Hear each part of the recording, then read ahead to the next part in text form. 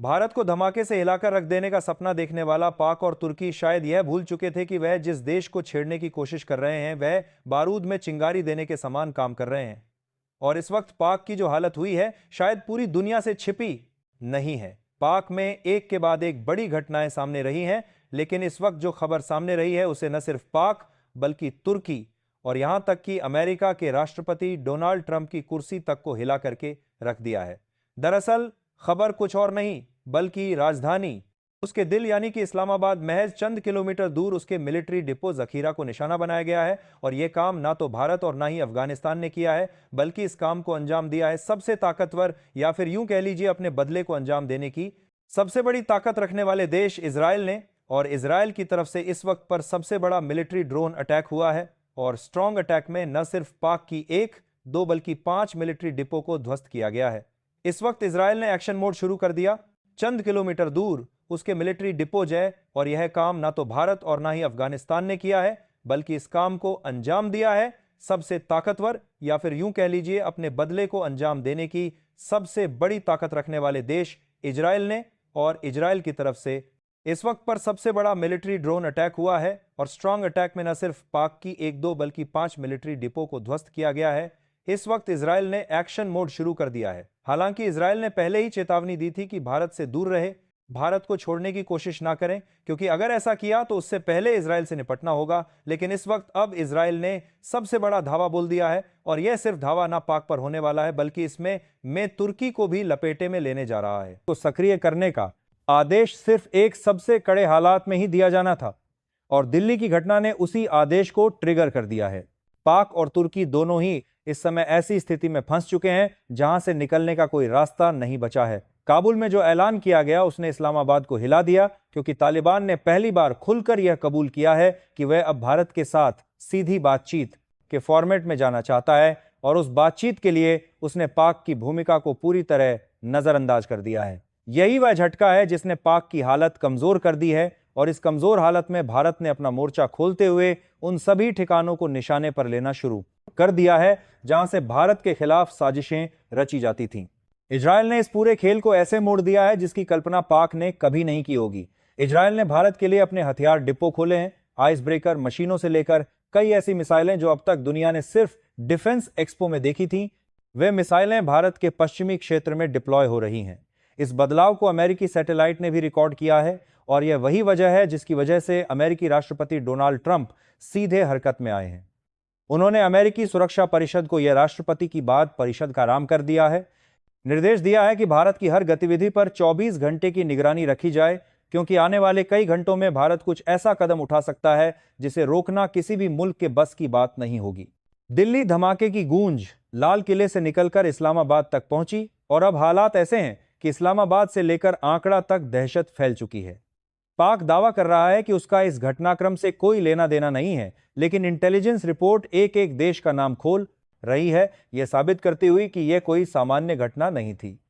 इसमें जिन मुल्कों के नाम सामने आए हैं उनमें वह मुल्क भी शामिल हैं जो हमेशा दुनिया के सामने खुद को शांति के पैरोकार बताते थे। लेकिन अब यह साफ हो चुका है कि भारत किसी भी नाम को अनदेखा नहीं करेगा। भारत ने एयर स्पेस को लिमिटेड कर दिया है। यह पहला संकेत था कि भारत किसी बहुत बड़े कदम को अंजाम देने की तैयारी में है। पश्चिमी क्षेत्र में किसी भी फ्लाइट को बगैर भारत की अनुमति के उड़ान भरने की मंजूरी नहीं है और ऐसा इसलिए किया गया है ताकि भारत के संभावित एक्शन के समय कोई भी कॉमर्शियल फ्लाइट नुकसान की चपेट में न आए। इस फैसले ने साफ कर दिया कि भारत अब बातचीत की भाषा में नहीं बल्कि एक्शन की भाषा में जवाब देने जा रहा है। अमेरिकी इंटेलिजेंस का दावा है कि भारत के इस बार के रिएक्शन के लिए न पाक तैयार है और न तुर्की। भारत ने पक्ष से सटे क्षेत्रों में जो सैन्य हलचल बढ़ाई है वह अब किसी भी सामान्य रेड अलर्ट से कहीं अधिक है। भारत ने अपने सबसे powerful defence missile system activate किए हैं, ब्रह्मोस के वॉरहेड मॉड्यूल लोड कर दिए गए हैं और ये सिस्टम फॉरवर्ड लोकेशन पर पहुंच चुके हैं।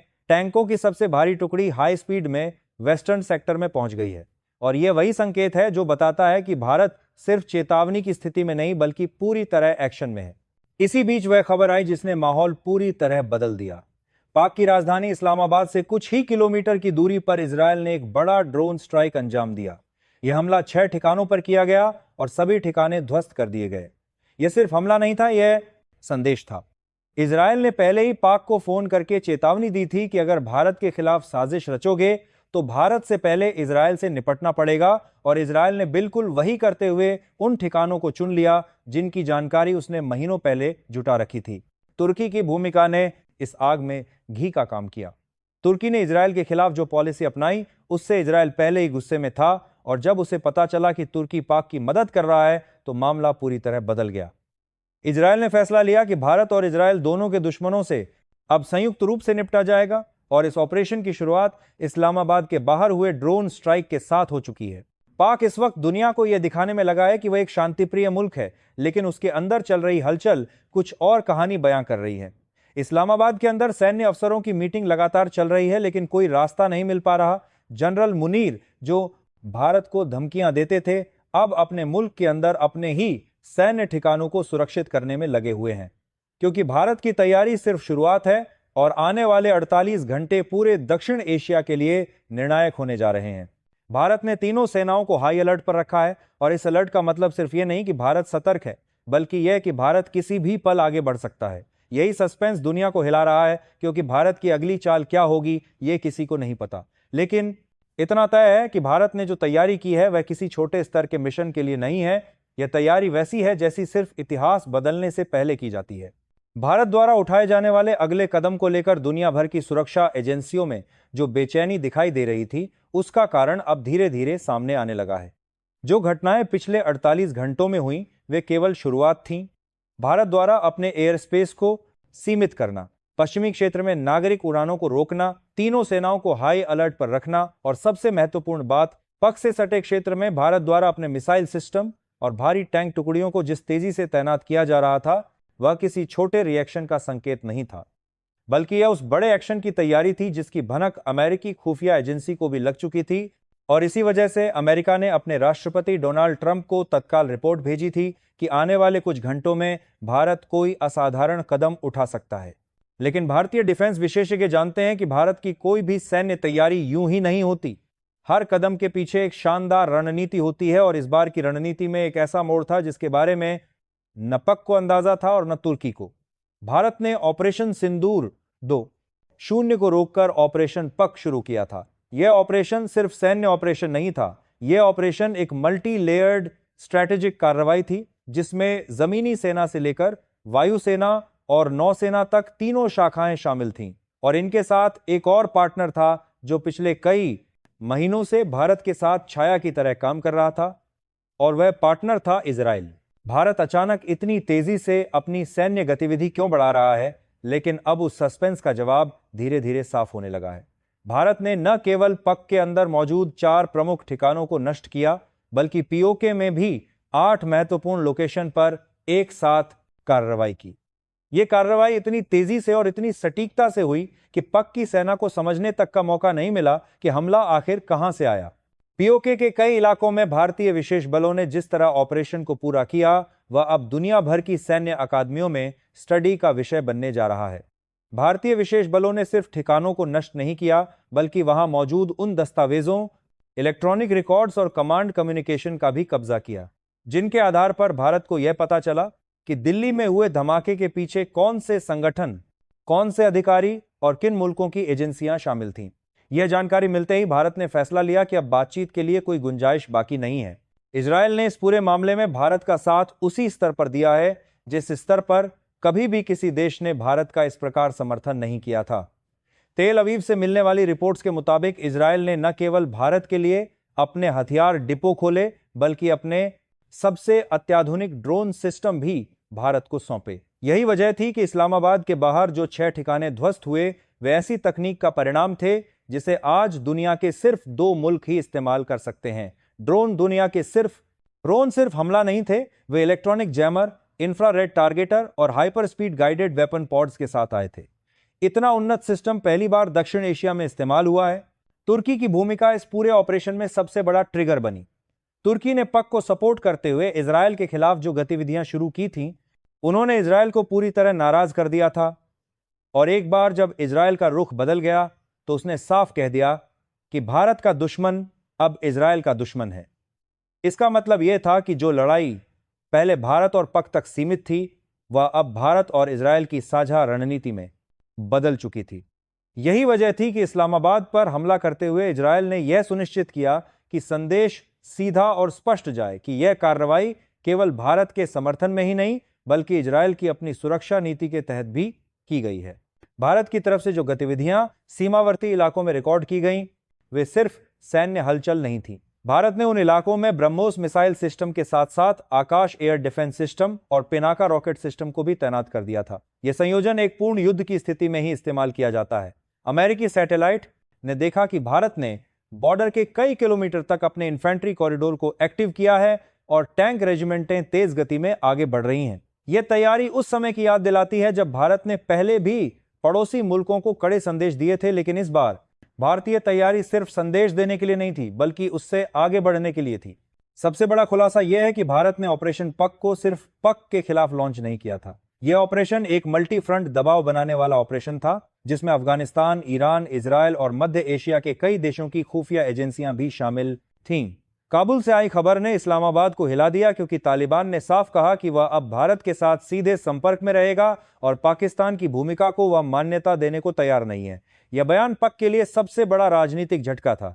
जब राजधानी इस्लामाबाद के बाहर ड्रोन हमला हुआ तो पक के सैन्य नेतृत्व को समझ आ गया कि अब वह इस लड़ाई को अकेले नहीं लड़ सकता और यही वह बिंदु था जहां उसका मनोबल टूट गया।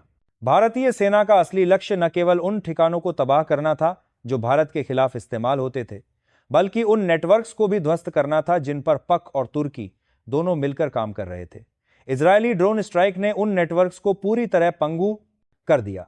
भारत ने उसके तुरंत बाद उन जमीनी ठिकानों पर कार्रवाई की जहां से भारत पर हमले की योजना बनाई गई थी। अमेरिकी इंटेलिजेंस रिपोर्ट के मुताबिक भारत ने पक के अंदर एक नहीं बल्कि 13 से ज्यादा लोकेशन पर हाई इंटेंसिटी स्ट्राइक की तैयारी करते हैं ली है और उनमें से कई लगभग निष्पादित की जा चुकी हैं। अब सवाल यह उठता है कि भारत की अगली चाल क्या होगी। क्या भारत अब भी आगे कार्रवाई करेगा या अभी जो ध्वंस हुआ है उसी से उसका उद्देश्य पूरा हो चुका है। भारतीय सैन्य सूत्रों से जो संकेत मिले हैं वे बताते हैं कि भारत की इस कार्रवाई का उद्देश्य सिर्फ बदला लेना नहीं था बल्कि एक ऐसी स्थिति बनाना था जहां पक और तुर्की दोनों ही भविष्य में भारत के खिलाफ किसी भी साजिश के बारे में सोचने से पहले 10 बार सोचें। कुछ रिपोर्ट यह भी बताती हैं कि भारत ने पक के सैटेलाइट कम्युनिकेशन सिस्टम को भी अस्थायी रूप से जाम किया है ताकि वह अंतर्राष्ट्रीय समर्थन की कोशिश न कर सके। जो सबसे बड़ा खुलासा अब सामने आया है वह यह है कि भारत ने ऑपरेशन पक के तहत पूरे पश्चिमी फ्रंट पर जो स्ट्राइक फोर्स तैयार की है वह सिर्फ कुछ घंटे में किसी भी गहराई तक जा सकती है। इसका मतलब यह है कि भारत अब सिर्फ बॉर्डर सुरक्षा नहीं बल्कि गहराई में जाकर कार्रवाई की नीति पर काम कर रहा है। यह नीति भारत ने पहले भी अपनाई है, लेकिन इस बार जो तैयारी दिख रही है वह पहले से कहीं अधिक व्यवस्थित और शक्तिशाली है। दुनिया भर के ग्लोबल मीडिया चैनल लगातार यह रिपोर्ट कर रहे हैं कि भारत अब एक ऐसे मोड़ पर पहुंच चुका है जहां से वह पूरे दक्षिण एशिया की रणनीतिक दिशा बदल सकता है। यूरोपीय एजेंसियां भी भारत की गतिविधियों पर नजर रखे हुए हैं, लेकिन वे यह भी मान दिखा रही हैं कि भारत की सुरक्षा परिस्थितियां ऐसी बन चुकी हैं जहां प्रतिक्रिया देना सिर्फ एक विकल्प नहीं बल्कि एक अनिवार्यता बन चुकी है। अब इस पूरे ऑपरेशन का वह हिस्सा सामने आने वाला है जिसके बारे में पक, तुर्की और उनके सहयोगियों ने शायद सोचा भी नहीं था। भारत ने एक नए प्रकार की साइबर स्ट्राइक भी की है जो पक के महत्वपूर्ण सर्वर नेटवर्क पर असर डाल रही है। यह स्ट्राइक इतनी साइलेंट थी कि पक को पहले 8 घंटे तक पता ही नहीं चला कि उसके कई मंत्रालयों के सर्वर फेल क्यों हो रहे हैं। यह उसी मल्टी लेयर्ड ऑपरेशन का हिस्सा था जिसके तहत भारत एक ही समय में जमीन, हवा और साइबर तीनों मोर्चों पर काम कर रहा था। दिल्ली धमाके के बाद भारत ने जो बदला लिया वह केवल हमला नहीं था, वह एक रणनीतिक संदेश था। यह संदेश सिर्फ पक और तुर्की को नहीं बल्कि पूरी दुनिया को दिया गया कि भारत की सुरक्षा से खिलवाड़ करने की कोशिश करने वाले किसी भी मुल्क के लिए भारत की प्रतिक्रिया अब पहले जैसी सीमित नहीं होगी। भारत ने दिखा दिया कि वह 48 घंटे में वह सब कर सकता है जिसकी कल्पना भी किसी ने नहीं की थी। इस पूरे अपडेट को देखते हुए आपसे फिर अनुरोध है कि वीडियो को लाइक करें, चैनल को सब्सक्राइब करें, शेयर करें और कमेंट में जय हिंद, जय भारत और अपने शहर का नाम जरूर लिखें ताकि यह संदेश पूरे देश में पहुंचे कि भारत एकजुट है और अपनी सुरक्षा के लिए तत्पर है।